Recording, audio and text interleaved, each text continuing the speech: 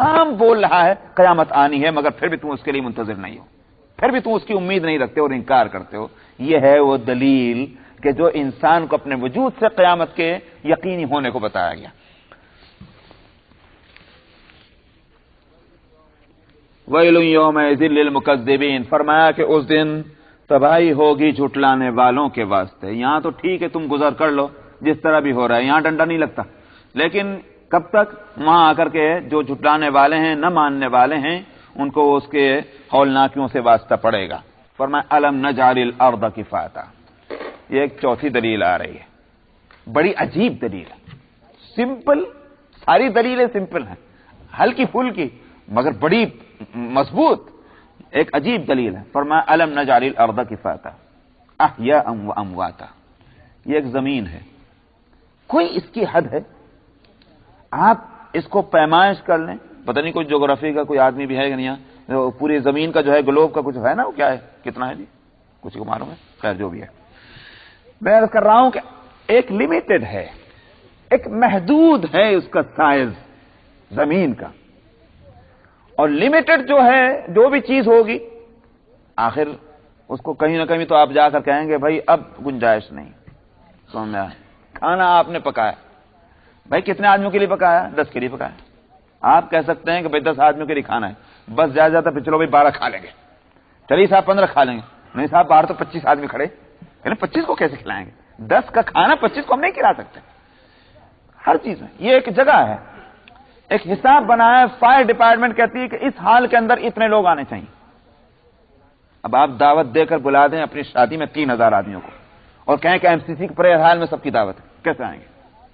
3000 کے لیے حال نہیں، یہ ہو نہیں سکتا کہ 3000 آدمی اس کے اندر آ جائیں. کوئی لمیٹڈ چیز کے واسطے جو ہے لمیٹڈ اس کی ضروریات ہوں گی، آخر کو وہ کہیں نہ کہیں جا کر کہہ دے گی کہ نو مور، بس اب کچھ نہیں.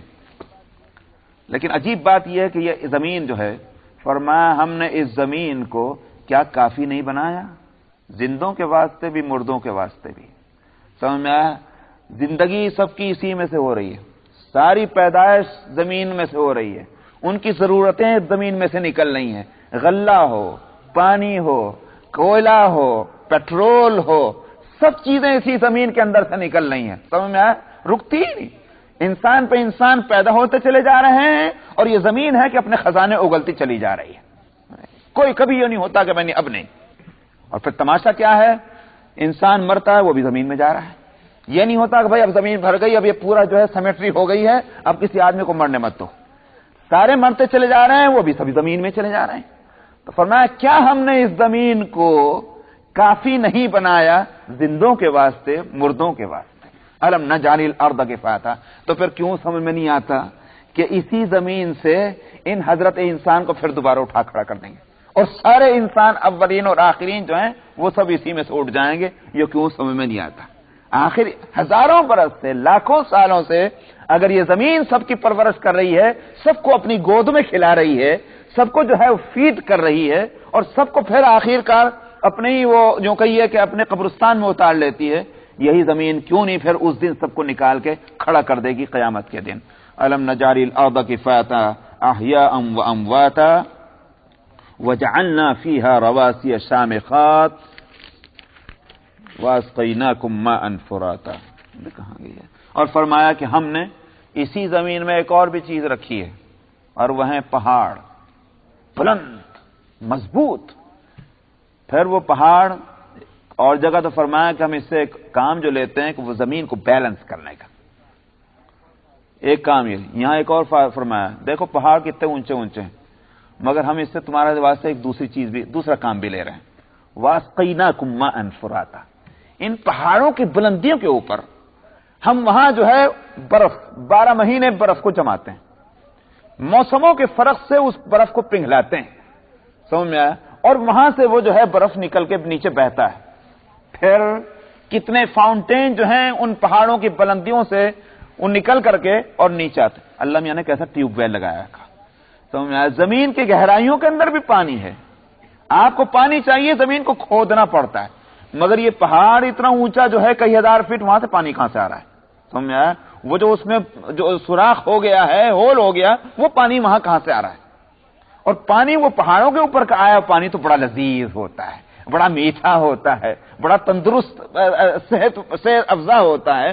فرمایا وَأَسْقَيْنَاكُمْ مَاءً فُرَاتًا، ہم تم کو میٹھے پانی سے سیراب کرتے ہیں۔ کس طرح سے وہ خزانے ہم نے پہاڑوں کے اوپر لے جا کے رکھے ہوئے ہیں، برف کی شکل میں ہو یا وہ چشموں کی شکل میں ہو۔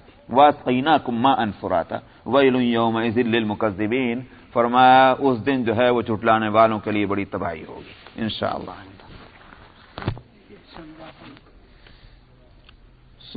سورہ المرسلات آیت نمبر 29۔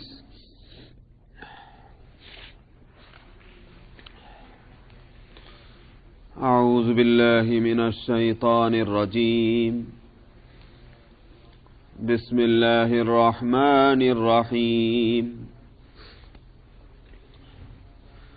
انطلقوا إلى ما كنتم به تكذبون، انطلقوا إلى ظل ذي ثلاث شعب لا ظليل ولا يغني من اللهب، إنها ترمي بشرر كالقصر كأنه جمالة صفر، ويل يومئذ للمكذبين، هذا يوم لا ينطقون ولا يؤذن لهم فيعتذرون، ويل يومئذ للمكذبين، هذا يوم الفصل جمعناكم والأولين، فإن كان لكم كيد فكيدون، ويل يومئذ للمكذبين، إن المتقين في ظلال وعيون، وفواكه مما يشتهون، كلوا واشربوا هنيئا بما كنتم تعملون، إنا كذلك نجزي المحسنين، ويل يومئذ للمكذبين، كلوا وتمتعوا قليلا إنكم مجرمون، ويل يومئذ للمكذبين، وإذا قيل لهم اركعوا لا يركعون، ويل يومئذ للمكذبين، فبأي حديث بعده يؤمنون، آمنا بالله۔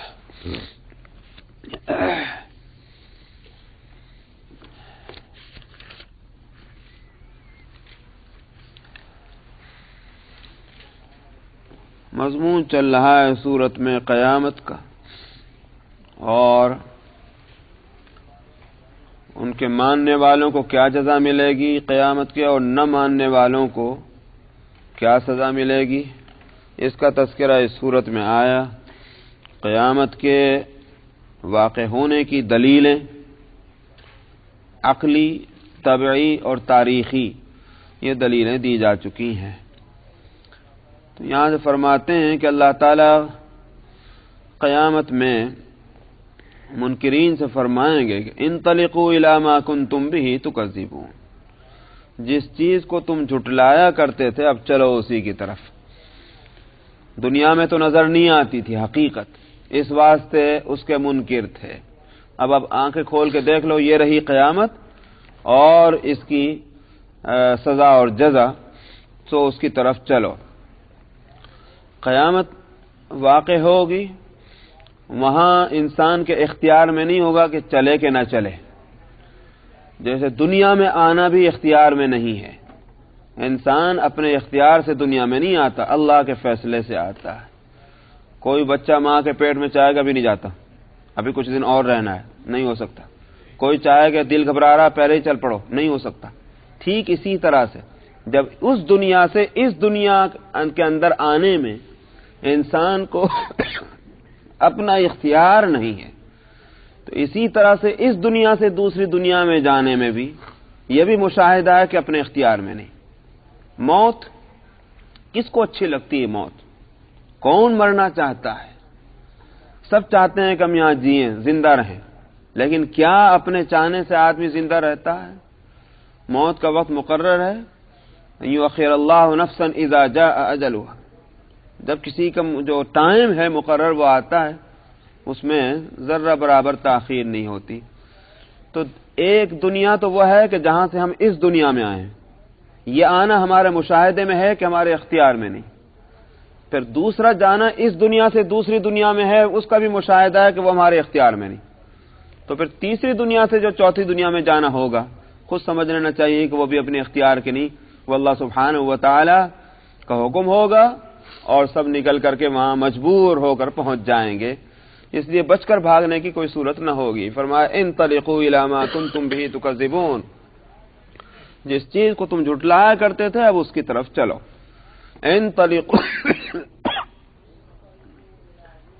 انطلقوا الی ظل ذی ثلاث شعب.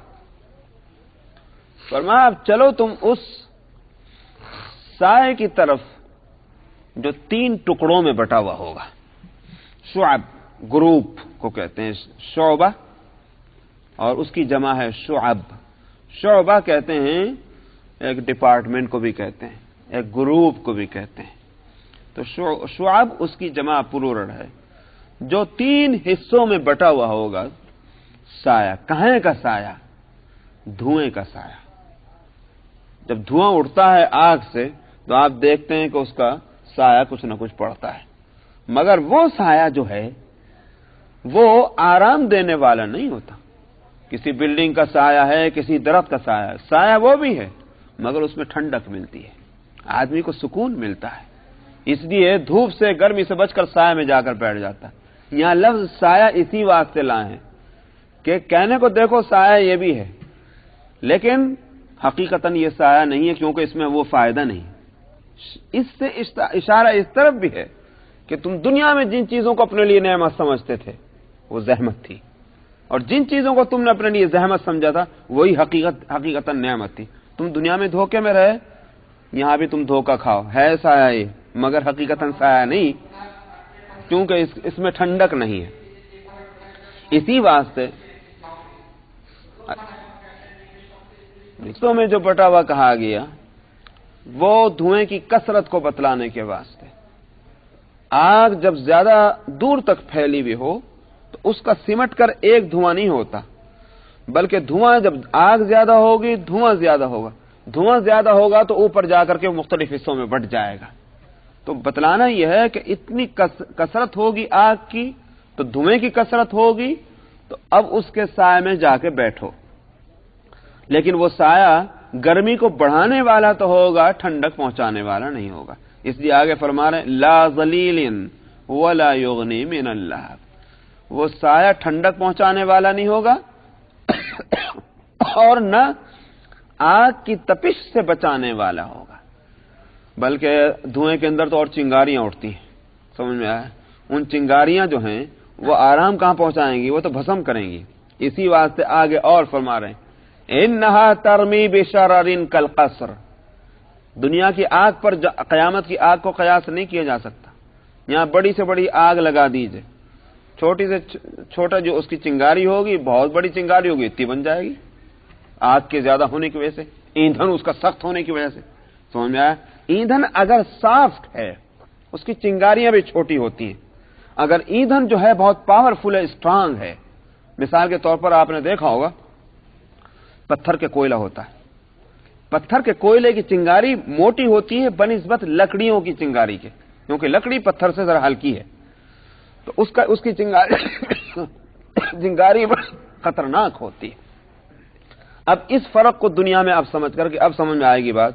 فرمایا انہا ترمی بشرر کالقصر، اس میں جو چنگاریاں نکلیں گی وہ پھینکے گے جو دھواں چنگاریوں کو، فرمایا وہ ایسی ہوں گی جیسے محلات، بلڈنگوں کے برابر اس کی چنگاریاں نکلیں گی. تو اب وہ چنگاریاں جو ہیں جب وہ اتنی بڑی ہیں تو خود آگ کا کیا عالم ہوگا، اس ایندھن کا کیا عالم ہوگا جس میں سے یہ چنگاریاں نکل رہی ہیں. اور فرمایا کہ ایسا نہیں کہ وہ ایک آدھی چنگاری ڈھپ سے گر پڑے گی اس کے بعد چھٹی. کأنہ جمالۃ صفر، ان چنگاریوں کا گرنا، کنٹینیویشن ان کا، کثرت ان کی، ایسا معلوم ہوگا کہ جیسے ایک پیلے رنگ کے اونٹ ہیں جو ناچ رہے ہیں. کأنہ جمالۃ صفر، تو اسی لیے بعض قراتوں میں جمالات بھی اس کو پڑھا گیا ہے، یعنی جمع کا صیغہ. تو جیسے اونٹوں کا ناچ ہوتا ہے اس میں یوں پتہ نہیں چلتا کہ وہ اس کی سائڈ کیا ہے، ادھر کو ادھر کو ادھر کو ادھر کو پھدکنا. ٹھیک یہ صورت ہوگی چنگاریوں جو بلڈنگوں کی طرح سے سائز میں، اور وہ اوپر سے گریں گی. آج آپ کی ریکارڈنگ خراب ہوگی. ویل یومئذ للمکذبین، فرمایا وہ دن تباہی کا ہے جھٹلانے والوں کے لیے. اب اور کیا تباہی رہ جائے گی؟ اس میں کیا شبہ ہے کہ جن کا واسطہ ایسی آگ سے پڑنا ہے ان کے لیے کون سی مبارک ہوگی وہ ساعت، وہ تو تباہی ہے. ھذا یوم لا ینطقون ولا یؤذن لهم فیعتذرون، فرمایا یہ وہ دن ہوگا جن کو ان کو بولنے کا یارہ نہ ہوگا، بولنے کی مجال نہ ہوگی. ولا یؤذن لهم فیعتذرون، اور اب ان کو جو ہے اسے معذرت کرنے کی اجازت بھی نہیں ہوگی. اس کا یہ مطلب نہیں ہے کہ اللہ میاں کسی کو کیا بولتے ہیں اپنی صفائی پیش کرنے کا موقع ہی نہیں دیں گے. یہ تو بس حکم حاکم مرگ مفاجات، یہ تو معلوم ہوتا ہے کہ ماشاء اللہ لگا ہوگا. ایسی بات نہیں ہے، بلکہ قرآن شریف میں مختلف مواقع پر مختلف جو مرحلے ہوتے ہیں ان کو بیان. مثلا آپ ماشاء اللہ جتنے دن سے بھی تفسیر سن رہے ہیں، آپ نے نفخہ سور، جو سور پھونکا جائے گا، کسی جگہ آپ نے پہلے نفخے کا ذکر پڑھا ہے، کسی جگہ دوسرے کا پڑھا ہے، کسی جگہ تیسرے کا پڑھا ہے. وہ ان سب کو جمع کیا علماء نے تو کہا تو 3 نفخے ہوں گے، 3 مرتبہ سور پھونکا. ٹھیک اسی طرح سے قیامت کے اندر بھی مرحلے آئیں گے. ایک مرحلہ جو ہوگا پیشی کا ابتدائی، عدالت قائم ہوگی اور اچھے اور برے لوگ سامنے آئیں گے. جو برے ہوں گے ان کے خلاف جو ہے وہ کیا بولتے ہیں دعویٰ قائم ہوگا، اور ان کو صفائی کا موقع دیا جائے گا. بولنا ہے بولو، وہ پورے طور پر جو منہ میں آئے گا بولیں گے. وہ شہادتوں کو بھی جھوٹا کہیں گے، وہ یوں بھی کہیں گے ہم نے ہرگز یہ کام نہیں کیا، بالکل غلط. اسی واسطے قرآن شریف میں دوسری جگہ فرمایا ثم انکم یوم القیامت عند ربکم تختصمون. ایک ہی آیت، چھوٹی سی آیت میں پورا نقشہ کھینچ دیا. فرمایا پھر تم اس دن قیامت میں اپنے رب کے سامنے جھگڑو گے. تو یہ جھگڑنا کس سے ہوگا؟ آپس میں نہیں، بلکہ عدالت سے جھگڑا ہوگا. اللہ کی عدالت تو کہے گی تم مجرم ہو، اور مجرم کہیں گے ہم مجرم نہیں ہیں. آرگومنٹ ہوگی اس پر، بھرپور آرگومنٹ. اس میں ذرہ برابر ان کے اوپر کوئی پابندی نہیں ہوگی، نہیں بول سکتے نہیں بول سکتے نہیں بول سکتے. اللہ کی طرف سے وٹنس پیش ہوں گے، ان وٹنس پر جو ہے وہ ان کی تنقید ہوگی، آرگومنٹ ہوگی، قابل اعتبار نہیں. اللہ میاں اس کو بھی موقع دیں گے. آخر کار جب یہ ہوگا تو اب کہا جائے گا کہ اچھی بات ہے، تمہارے ہاتھوں نے یہ کام کیے تھے، اگر ہاتھ ہی بول پڑے تو تمہارے پیروں، تم اپنے پیروں سے فلاں جگہ گئے تھے، اگر پیر ہی بول پڑے تو. چنانچہ اس کے بعد ہاتھوں کو بولنے کا حکم ہوگا، بولو تم نے کیا کیا کام کیے. اب ہاتھ بولیں گے، پیر بولیں گے، آنکھ بولے گی، کان بولے گی، ناک بولیں گے، سب کچھ بولیں گے. اب رہ کیا گیا؟ دوسروں کو جھوٹا کہیں گے مگر اپنے ہاتھ کو جھوٹا کون کہہ دے گا؟ دوسروں کو جھوٹا کہیں گے، دوسرے کی آنکھ کو جھوٹا کہیں گے، مگر اپنی آنکھ کو جھوٹا بھی جھوٹا نہیں کہہ سکتا. جب اپنے بدن کے اعضاء جو ہیں وہ شہادت دے رہے ہیں، اپنے خلاف بول پڑے ہیں، یہ کہ اب اقراری مجرم ہو گئے، اقرار کر لیا انہوں نے، اس وقت کہا جائے گا بس اب کلوز، اب مزید کوئی بات نہیں سنی جائے گی، ختم ہو چکا۔ یہ تو نہیں ہے کہ انلمیٹڈ ٹائم کے لیے بولتے رہو بک بک کرتے رہو، بھائی ایک بات کو بات کی طرح ایک حد تک پہنچا دیا گیا، اب اس کے بعد کوئی گنجائش اب مزید نہیں رہی، یہ ہے وہ موقع۔ اس کے لیے فرمایا کہ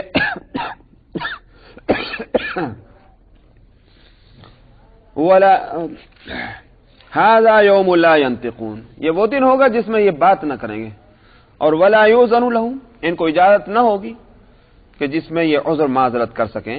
اب یہ آخری مرحلے میں ویل یومئذ للمکذبین، فرمایا کہ بڑی تباہی کا دن ہوگا وہ جھٹلانے والوں کے لیے۔ دنیا میں جن کے خاطر ظلم کیے تھے، دھوکے دیے تھے، جھوٹ بولے تھے، آج ان میں سے کوئی چیز ساتھ نہیں دے رہی، نہ اپنا بدن ساتھ دے رہا ہے۔ جب اپنا ہی بدن ساتھ نہیں دے رہا تو دوسرا اپنا عزیز کون ہوگا جو ساتھ دے گا؟ وہ تو پہلے ہی عزیز رشتہ دار اور دوست احباب پہلے ہی چھوڑ کے بھاگ چکے ہیں۔ اسی واسطے سورہ عبس کے اندر بھی اور جگہ بھی فرمایا یوم یفر المرء من اخیہ وامہ وابیہ وصاحبتہ وبنیہ لکل امرئ منہم یومئذ شأن یغنیہ، فرمایا کہ اس دن تو ہر آدمی جو اپنے بھائی کو دیکھ کے بھاگے گا اور اپنی ماں کو دیکھ کے بھاگے گا۔ دنیا میں تو ماں کی گود جو ہے وہ ساری مصیبتوں سے پناہ گاہ ہے، وہیں آرام ملتا ہے، لیکن وہ ماں کو بھی دیکھ کے بھاگے گا اور اپنے باپ کو بھی دیکھ کے بھاگے گا اور اپنی بیوی کو دیکھ کے بھاگے گا، اپنی اولاد کو دیکھ کے بھاگے گا۔ اب کیا رہ گیا؟ بھئی یہی تو رشتے ہیں جو کلوز فیملی کہلاتی ہے، ان سے زیادہ پیاری تو اور کوئی نہیں ہوگی۔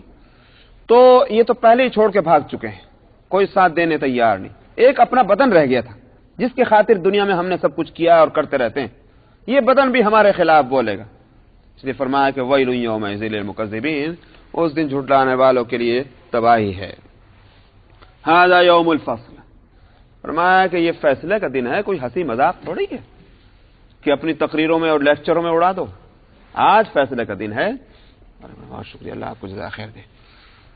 دنیا میں فیصلہ نہیں ہوتا تھا اور نہ ہو سکتا تھا، اللہ کے حکمت کے خلاف تھا کہ دنیا میں جو ہے حق اور باطل کا امتیاز علمی طور پر تو کر دیا گیا تھا۔ ایک بات یاد رکھیے، میں نے جو لفظ بول رہا ہوں اس پر توجہ کیجئے، اللہ نے دنیا میں حق اور باطل کے درمیان فرق علمی طور پر تو کر دیا تھا، عملاً نہیں کیا تھا۔ علمی طور پر کرنے کے معنی کیا ہے؟ قرآن اتارا، پیغمبر کو بھیجا۔ کیوں بھیجا؟ تاکہ حق اور باطل ایک دوسرے سے الگ الگ ہو جائیں۔ لیکن یہ جو ہے یہ علم کے لحاظ سے معلومات کی حد تک بتا دیا گیا کہ یہ باطل ہے، یہ حق ہے، لیکن عملاً یہ کہہ دیا جائے کہ تم ناحق ہو اور تم حق پر ہو، یہ نہیں۔ اس معاملے کو لے جا کر رکھا گیا اوپر وہاں۔ اسی لیے یہاں دنیا میں جس نے اپنا علم صحیح کر لیا، علم صحیح کب ہوگا؟ جب قرآن کے مطابق علم ہوگا۔ جس نے علم صحیح کر لیا اور اس کے مطابق عمل اس نے اپنی زندگی کر لی، لازمی طور پر ڈیفینیٹلی اس کا وہاں رزلٹ جو ہے وہ کیا ہوگا؟ اہل حق کے ساتھ ہوگا، کیونکہ دنیا میں اس نے حق کو قبول کیا ہے، علم حق، عمل حق، تو فیصلہ بھی حق۔ اور جس نے یہاں اپنے علم کو بگاڑ لیا، علم بگڑا تو عمل بگڑا، تو جب علم اور عمل دونوں بگڑ گئے تو اس کا رزلٹ کیسے نہیں بگڑے گا؟ وہ بھی بگڑا ہوا ہوگا۔ اسی واسطے بزرگوں نے بہت اچھی بات کہی ہے، اللہ نے دو کتابیں رکھی ہیں، ایک کتاب علم ہے، دوسری کتاب عمل ہے۔ سمجھ میں آیا؟ اور علم کے مطابق عمل ہونا چاہیے۔ کتاب علم تو ہے یہ قرآن، سیرت پیغمبر، یہ تو ہے کتاب علم۔ اور کتاب عمل کیا ہے؟ وہ جو فرشتے بیٹھے لکھ رہے ہیں وہ ہے کتاب عمل، اس کو بھی قرآن نے کتاب کہا۔ تو یہ کتاب عمل ہے۔ اگر قرآن کے مطابق ان کی کتاب ہو گئی، سمجھ آئی نہیں بات؟ قرآن میں جو کچھ ہے وہ ہمارا علم ہے، وہ ہمارا عمل ہے، تو وہ جو کتاب لکھی جا رہی ہے وہ لازمی طور پر اس کے مطابق ہو جائے گی۔ آئی نہیں بات؟ تو پھر اس کی تباہی کی کوئی صورت نہیں ہے، ڈیفینیٹلی وہ کام ہے۔ اسی لیے آپ دیکھتے ہیں حضرت عائشہ رضی اللہ عنہا سے پوچھا بعض لوگوں نے، ام المومنین نبی کریم صلی اللہ علیہ وسلم کا خلق کیا تھا، اخلاق کیا تھا؟ اخلاق کا مطلب خالی وہی نہیں جس کو ہم لوگ بولتے ہیں آپ بہت اچھے ماشاءاللہ اخلاق. وہاں خلق سے مراد ہے آپ کے اعمال، آپ کی عادتیں، آپ کے افعال، آپ کے اعمال، ساری چیزیں اس کے اندر آ گئی. سمجھ آیا؟ تو آپ کا کیریکٹر، آپ کی زندگی، طریقہ، طور و طریق کیا تھا؟ حضرت عائشہ نے کیا جواب دیا؟ حضرت عائشہ بھی بڑی عجیب تھی. سمجھ میں آیا؟ عورتوں میں بھی آخر پیاری کیوں تھی اللہ کے رسول کو؟ اس لیے کہ باکمال تھی. جواب بھی کیا لاجواب دیا؟ کان خلقہ القرآن. آپ کی زندگی کیا تھی؟ قرآن. سمجھ میں آیا؟ یہ ہے وہ مطابقت. ظاہر ہے کہ نبی کی زندگی میں مکمل مطابقت ہوگی. جیسے قرآن کے اندر زیر اور زبر کا فرق نہیں ہو سکتا، نبی کی زندگی میں اور قرآن کے اندر زیر اور زبر کا فرق نہیں ہوگا، اتنا بھی فرق نہیں ہوگا. پرفیکٹ. لیکن ہم پرفیکٹ تو نہیں ہو سکتے، جتنا بھی کلوز ہو سکتے ہیں قرآن کی مرادات اور اس کے مفہوم اور اس کے معنی سے، اتنا ہی ہماری وہ کتاب عمل جو ہے وہ صحیح ہوتی جائے گی. اور جب کتاب علم اور کتاب عمل دونوں ایک دوسرے کے مطابق ہو گئی، اب جو ہے کامیابی کے سوا کوئی دوسرا راستہ نہیں ہے. دو کتابیں اس لیے بتائیں. تو اپنے اس کتاب کو درست کرنے کے واسطے صورت کیا ہے؟ فرشتہ تھوڑی بتاتا ہے ہاں ہاں بالکل ٹھیک تمہاری کتاب پرفیکٹ ہے، مگر تم سمجھ سکتے ہو دنیا کے اندر. کیسے سمجھو گے؟ قرآن پڑھتے رہو، اپنے عمل کو دیکھتے رہو. قرآن پڑھتے رہو، اپنے عمل کو دیکھتے رہو. اسی واسطے نبی کریم صلی اللہ علیہ وسلم نے فرمایا کہ بھلائی کیا ہے اور برائی کیا ہے. عجیب آپ نے فیصلہ فرمایا. ایک اسٹینڈرڈ آپ نے ہمارے ہاتھ میں دے دیا اسکیل تولنے کے واسطے. کہیں جانے کی ضرورت نہیں مفتی صاحب کے پاس. مفتی صاحب ذرا بتائیے، ہمارا خود جو ہے قلب اور دماغ وہ خود مفتی ہے. آپ نے فرمایا کہ بھلائی تو ہے معاملات کی اچھائی، حسن خلق. یہ تو فرمایا یہ تو ہے بھلائی. بھائی تم دنیا والوں کے ساتھ کیسے ہو، اسی سے پتہ چل جائے گا تم خود کیسے ہو. اگر تمہارے معاملات دوسروں کے ساتھ تکلیف دیں، بیوی کے ساتھ ہو، بچوں کے ساتھ ہو، ماں باپ کے ساتھ ہو، بہن بھائیوں کے ساتھ ہو، پڑوسیوں کے ساتھ ہو، مسلمانوں کے ساتھ ہو، غیر مسلموں کے ساتھ ہو، اگر تمہارے معاملات دوسروں کے ساتھ غلط ہیں، ناممکن ہے کہ تمہارا معاملہ اللہ کے ساتھ صحیح ہو. یہ ہے البر. اسی لیے قرآن شریف میں بھی کیا فرمایا؟ لیس البر ان تولوا وجوہکم قبل المشرق والمغرب. یہ کوئی بھلائی نہیں ہے کہ تمہارا رخ ادھر کو ہے کہ ادھر کو ہے. فرمایا بھلائی کیا ہے؟ ولکن البر من آمن باللہ والیوم الآخر والملائکۃ والکتاب والنبیین. یہ تو عقائد آ گئے. اور فرمایا وآت المال علی حبی ذوی القربى والیتامى والمساکین وابن السبیل والسائلین وفی الرقاب. مال اس طرح سے اللہ کی محبت میں خرچ کر رہا ہے. واقام الصلاۃ. اور یہ مال کا خرچ کرنا زکوٰۃ نہیں، بلکہ اللہ کی محبت میں، مال کی محبت میں نہیں، اللہ کی محبت میں مال بس ہر ضرورت مند پہ خرچ کرنا. پھر فرمایا نمازوں کو قائم کرتا ہے، زکوٰۃ دیتا ہے. معلوم وہ مال خرچ کرنا الگ ہے، زکوٰۃ الگ ہے. تو یہ ہیں وہ بھلائیاں. فرمایا کہ البر حسن الخلق. اور برائی کیا ہے؟ فرمایا ما حاک نفسک. تمہارے دل میں جس سے کھٹک پیدا ہو، خود تمہارا دل اندر سے وہ کہے چوری کر رہا ہو، یہ چوری ہے جو تم نے یہ عمل کیا ہے. اور فرمایا کہ وہ اس کے مزید پیغمبر بھی تو پیغمبر ہیں، بات کو نامکمل نہیں چھوڑتے. یہ نہیں کہ خالی تمہارا دل کھٹک رہا ہے، بلکہ یہ کہ وہ کام تم دوسروں کے سامنے بھی نہیں کرنا چاہتے. آئی بات سمجھ نہیں؟ یا یوں کہیے کہ دوسرے لوگوں کو نہیں چاہتے کہ وہ اس بارے میں ریئلائز کریں کہ تم نے یہ برائی کی ہے. تم نہیں چاہتے یہ برائی. اب ضرورت نہیں مفتی صاحب سے فتویٰ پوچھنے کی. خود سمجھ لو کہ جناب یہ آپ یہ کام لوگوں کے سامنے کرنے میں خوشی محسوس کریں گے کیا، اور دل اندر سے آپ کو کیا کہہ رہا ہوگا. تو ایک فیصلہ کرنے والا اندر ہے اور دوسرے فیصلہ کرنے والے باہر پبلک ہیں، شہداء اللہ. یہ اللہ کے گواہ موجود ہیں. یہ دونوں جب شہادت دیں گے کہ یہ غلط ہے تو وہ غلط ہے ڈیفینیٹلی، اور یہ دونوں شہادت دے دیں گے صحیح ہے تو وہ صحیح. سمجھ میں آیا؟ مگر باہر کے شاہد وہ کافر اور مشرک نہیں ہونے چاہیے، کبھی دھوکہ کھا جائیں آپ. وہ کافر مشرک کی شہادت تو ویسے ہی معتبر نہیں ہے. مومن ہونے چاہیے، مومنین کی جماعت ہونی چاہیے. اور مومنین کی جماعت جب ایک آدھ آدمی کا نہیں ہونے کا صاحب فلانے صاحب تو میری بہت تعریف کر رہے تھے، اس کا اعتبار نہیں ہے. مومنین کی جماعت تو کمیونٹی جو ہے مسلمانوں کی، اس شہر کی، اس ملک کی، یہ جہاں جہاں بھی آپ کی پہنچ ہے وہاں تک، اگر وہ سب مل کر کے ان کا فیصلہ یہ ہے کہ آدمی اچھا ہے، بالکل اچھا ہے. حدیث میں آتا ہے ایک جنازہ آپ کے سامنے سے گزرا، آپ نے فرمایا وجبت، واجب ہو گئی. تھوڑی دیر کے بعد ایک اور جنازہ گزرا، آپ نے پھر فرمایا وجبت، واجب ہو گئی. صحابہ نے پوچھا یا رسول اللہ کیا واجب ہو گئی؟ پہلی مرتبہ بھی آپ نے فرمایا وجبت، دوسرا جنازہ گیا تب بھی آپ نے فرمایا وجبت، کیا واجب ہو گئی؟ آپ نے فرمایا پہلا جنازہ جب جا رہا تھا اس کے پیچھے جانے والے کہہ رہے تھے بڑا اچھا آدمی تھا، بڑا نیک آدمی تھا، بڑے اس سے ہم کو سہولت تھی، بڑا آرام تھا، مطلب اس طرح کی اس کی زندگی کی تعریف ہے. میں نے کہا وجبت، مطلب یہ جنت واجب ہو گئی. کیوں؟ اس لیے کہ اللہ کے گواہ ہیں، یہ وٹنسز ہیں اللہ کی طرف سے. تو جب یہ شہادت دے رہے ہیں آدمی صحیح تو جنت واجب. دوسرا جنازہ جو گیا تو لوگ اس کے پیچھے برائیاں کرتے جا رہے تھے، ہمیں جانے تو میاں خسکم جہاں پاک، اچھا ہی ہوا چلا گیا، بڑی مصیبت تھی اس سے. تو میں نے کہا وجبت، جہنم واجب ہو گئی. اللہ کے شہداء جو ہیں شہادت دے رہے ہیں اس کے حق میں یہی دنیا میں، تو یہ آدمی برا ہی ہے. دیکھا آپ نے؟ تو اس لیے میں نے کہا کہ مسلم کمیونٹی باہر سے اور دل اندر سے جب اگر شہادت دے گا کہ یہ عمل غلط ہے، بس وہ عمل غلط ہے، اس کو فرمایا آپ. تو بہترین معیار نبی کریم صلی اللہ علیہ وسلم نے اور اسٹینڈرڈ جو ہے وہ ہمارے ہاتھ میں دے دیا. اس لیے کتاب اللہ کی روشنی میں اپنے اعمال کو جانچ لینا کوئی مشکل بات نہیں. اور جب ان جانچ میں ہم کامیاب ہو جائیں کہ بھئی ٹھیک ہے بالکل قرآن کے مطابق ہمارا عمل ہے، ہماری زندگی ہے، تو پھر مطمئن ہو جانا چاہیے کہ انشاءاللہ انجام بخیر ہوگا. وہ بات الگ ہے کہ بھئی اللہ میاں سے تو پھر بھی ڈرنا ہے. کیوں ڈرنا ہے؟ اللہ حاکم مطلق ہیں، بادشاہ ہیں، تو بادشاہ جو ہے کس وقت کیا فیصلہ کرے گا کس کو پتا ہے. اسی لیے میں کہا کرتا ہوں کہ اللہ میاں قانون داں نہیں ہے، قانون ساز ہیں. تو میں قانون داں تو قانون کا پابند ہوتا ہے، اور قانون ساز جو ہے وہ قانون کا پابند ہے، وہ تو خود ہی قانون بناتا ہے.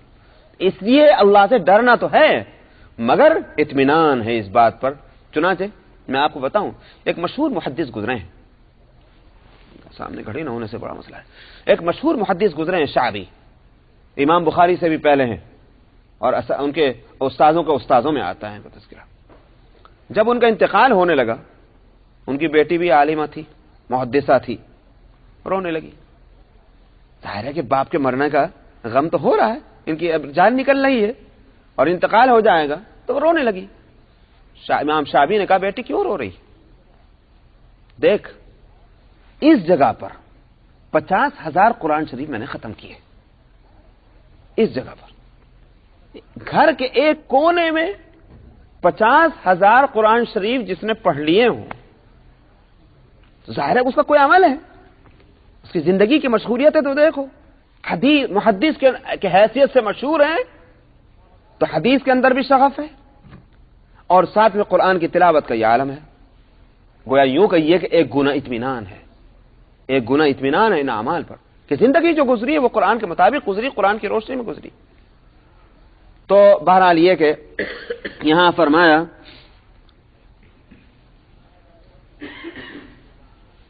ھذا یوم الفصل جمعناکم والاولین، یہ فیصلہ کا دن ہے.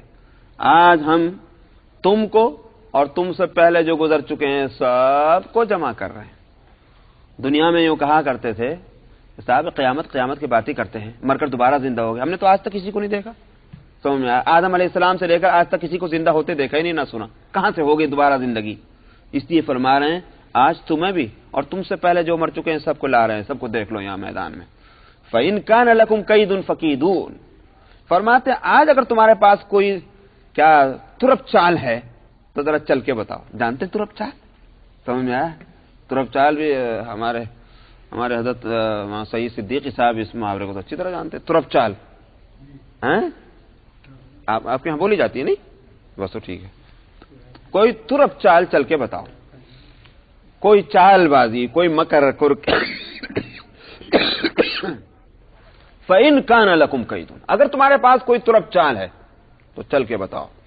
وَيْلٌ يَوْمَئِذٍ لِّلْمُكَذِّبِينَ، دنیا میں تو چال بازیوں سے کام چل جاتا تھا، یہاں ذرا چل کے بتاؤ کس طرح سے آج تم اس انجام سے بچ سکتے ہو کہ جو انجام تمہارے لیے مقرر ہو چکا ہے. فرمایا تباہی ہے اس دن جھٹلانے والوں کے لیے. ان المتقین فی ظلال وعیون، یہ تو ان کا حشر ہوا جھٹلانے والوں کا. اب ماننے والوں کے لیے ان کے واسطے لفظ لائے متقین، اصل میں مکذبین کے مقابلے میں وہ جھٹلانے والے ہیں تو یہ ماننے والے ہیں. اور دراصل متقین کے لفظ کیوں لائے ہیں؟ اس واسطے کہ کامیابیاں میں تو مختلف ہوں گی. سمجھ میں آیا؟ تقوی جو ہے اس کے بھی مرحلے ہیں بہت سے. یہ کہ منطقیوں کی زبان میں کہا جاتا ہے کل مشکک. تو مطلب یہ ہے کہ ایک کلیہ ہے تقوی. ادنا درجے کا تقوی کیا ہے؟ اللہ پر خالی ہمارا ایمان ہے، اللہ کے رسول پر ایمان ہے، عمل کچھ نہیں. یہ بھی تقوی ہے. اگر ڈر نہ ہوتا تو اللہ کو مانتے کیوں؟ ڈر نہ ہوتا تو اللہ کے رسول کو مانتے کیوں؟ ڈر نہ ہوتا تو قرآن کو مانتے کیوں؟ یہ بھی ایک تقوی ہے. لیکن ظاہر ہے یہ تقوی ایسا نہیں ہے کہ جس پر ہمیں بس پھل ہی پھل ملیں اور اس کے جو ہے فروٹ ہی فروٹ ملیں. یہ نہیں. تو اعلیٰ درجے کا تقوی کیا ہے؟ وہ ہے کہ زندگی کا گویا یوں کہیے تمام حصے جو ہیں وہ اللہ کے ڈر سے گزرے ہیں. یہ ہے وہ متقین. تو اس واسطے اصل تو جھٹلانے والوں کے مقابلے میں متقین کا لفظ لائیں، لیکن متقین اس لیے کہا کہ بھئی اعلیٰ درجے کی کامیابی چاہیے تو بے کھٹ وہی ہوگی جن کی اعلیٰ درجے کا تقوی ہوگا. فرمایا متقین وہ سایوں میں ہوں گے. وہاں لفظ سایہ یاد ہے؟ وہ جو دھوئیں کا سایہ بتایا تھا ان کے لیے، وہ سایہ کہنے کا ہوا، وہ سایہ تھوڑا ہی ہے. لیکن اللہ فرماتے ہیں کہ سایہ. فرمایا ایک سایہ ان کے لیے ہے، ایک سایہ ان کے لیے ہے. یہ واقعتاً سایوں کے اندر ہوں گے جہاں ان کو سکون اور راحت ملے گی. وعیون اور چشمے، فاؤنٹین کہ نہ پینے کی، اول تو گرمی نہیں، اور پھر تسلی اور تشفی کے واسطے پانی کی کثرت. وفواکہ مما یشتہون، اور میوے اور فروٹ وہ بھی جس کی ان کو خواہش ہوگی، وہ ہر طرح کی چیز. کلو واشربو. وہ تقریر میری یاد رکھیے گا جو میں نے بہت احتیاط سے سنائی تھی، مجھے یاد نہیں کب، رمضان میں یا رمضان سے پہلے، لیکن یاد ہوگا کہ جنت میں پہنچ کر انسان خلیفۃ اللہ کے ہونے کی حیثیت سے اس کو کیا اختیارات مل جائیں گے. اس لیے مما یشتہون کا لفظ کہ اپنی خواہش کے مطابق ان کو جو ہے پھل فروٹ ملیں گے، وہ ذہن میں رہنی چاہیے تقریر. کلوا واشربوا ہنیئا بما کنتم تعملون. وہاں کہا جائے گا کھاؤ پیو بالکل اطمینان کے ساتھ، ہنیئا، کوئی پریشانی نہیں. ختم ہونے کی پریشانی ہو، یا آج کے ملنے اور کل کے نہ ملنے کی فکر ہو، یا انہوں نے کہا بھائی جتنا کھاؤ گے اتنے پیسے دینے پڑیں گے، یہ فکر ہو، کچھ نہیں. ہنیئا، با فراغت، بغیر کسی فکر کے کھاؤ پیو. بما کنتم تعملون. کیوں؟ اس لیے کہ تمہارا حق، تم نے دنیا میں محنت کی تھی، تم نے دنیا میں عمل کیا تھا. یہ کوئی صدقہ اور گفٹ نہیں ہے، بلکہ یہ تمہارا حق ہے جو تم کو دیا جا رہا ہے. اس لیے فرمایا بما کنتم تعملون. انا کذالک نجزی المحسنین. ہم اسی طرح نیکوکاروں کو بدلہ دیتے ہیں. اگر ان بدکاروں کی سزا وہ ہے تو نیکوکاروں کی جزا بھی یہ ہے. فرمایا کہ ویل یومئذ للمکذبین. تباہی ہو اس دن جھٹلانے والوں کے لیے. یہاں یہ بات کیوں کہی بھئی؟ ابھی تو متقین کا ذکر آتے آتے پھر ویل یومئذ للمکذبین. اس میں بھی ایک نقطہ ہے. نقطہ یہ ہے دنیا میں یہ لوگ جو ہیں جھٹلانے والے، ان ماننے والوں کو بے وقوف کہا کرتے تھے. انہیں کچھ عقل نہیں ہے، نہ ان کو بزنس کرنا آتا ہے، نہ ان کو جاب کرنی آتی ہے، نہ کوئی فیکٹری چلانی آتی ہے، نہ کوئی کمپنی چلانی آتی ہے، نہ ان کو پالیٹکس آتی ہے. جب دیکھو مسجد کے اندر بس سجدے پہ سجدہ، سجدے پہ سجدہ. ان سے بڑھ کر بے وقوف کون ہوگا؟ سمجھ میں آیا؟ جہاں جھوٹ بول کے جان بچا لیں وہاں کھٹ سے سچ بول پڑتے ہیں. سمجھ میں آیا؟ تو جس طرح سے آج کوئی فنڈامنٹلسٹ کہہ رہا ہے، کوئی فیناٹسٹ کہہ رہا ہے، کوئی کچھ کہہ رہا ہے، کوئی کچھ کہہ رہا ہے، ہزار قسم کے القاب ان کے ہیں. کوئی ویلیو ان کی سوسائٹی کے اندر نہیں ہے. سوسائٹی کے اندر آج ویلیو کن کی ہے؟ اعلیٰ درجے کے دھوکے باز، اعلیٰ درجے کے جھوٹ. جو جس میں یہ ساری خصلتیں جس میں جتنی زیادہ ہوں گی سوسائٹی کے اندر ان کی عزت زیادہ ہوگی. قیامت میں فرمایا جائے گا آج دیکھ لو یہ کہاں تم کہاں. فرمایا تباہی ہو جھٹلانے والوں کے واسطے. وہاں یہ اور مصیبت ہوگی. دنیا میں ہم ان کو ذلیل کہتے تھے، آج انہی کے جو ہے کامیابیوں کے پھریرے روڑ ہیں. اور کم بخت ہم اپنے آپ کو بہت اعلیٰ درجے کا کہتے تھے، تو آج ہم ہی مصیبت میں ہے. اس لیے فرمایا کہ ویل یومئذ للمکذبین. تباہی اس دن جھٹلانے کے والوں کے واسطے. کلوا وتمتعوا قلیلا انکم مجرمون. یہاں سے آج ساری دنیا کے جھٹلانے والوں کو، نہ ماننے والوں کو خطاب ہے. فرمایا کھا لو پی لو دنیا میں. کھانا پینا تو ہم نے یہاں بھی رکھا ہے، مگر یہاں کے کھانے پینے اور وہاں کے کھانے پینے میں فرق ہے. یہاں تھوڑے دن کا کھانا پینا ہے، اور وہاں جس کو کھانا پینا ملا ہمیشہ کے لیے ملا. تو اس لیے فرمایا کھا لو، فائدہ اٹھا لو تھوڑے ہی دن. انکم مجرمون. آخر کو تم مجرم ہو گئے تو یہ کھانا پینا جو بس یہیں رہ جائے گا، اور مجرم بن کر کے عدالت کے کٹہرے میں کھڑے ہوں گے. ویل یومئذ للمکذبین. تباہی ہو اس دن جھٹلانے والوں کے واسطے. فرمایا جب ان سے کہا جاتا ہے جھکو اللہ کے سامنے. ارکعو سے مراد یہاں نماز نہیں، بلکہ جھکنا اللہ کے اطاعت اور فرمانبرداری حکم کی تعمیل کے لیے. فرمایا جب ان سے کہا جاتا جھکو، یہ جھکتے نہیں، اکڑتے ہیں. اس واسطے تباہی ہوگی اس دن جھٹلانے والوں کے لیے. فَبِأَيِّ حَدِيثٍ بَعْدَهُ يُؤْمِنُونَ. اب اس قرآن کے بعد کون سی بات کا انتظار ہے، وہ کون سی چیز ہے جس پر تم یہ ایمان لائیں گے؟ سمجھا کچھ اور ہے.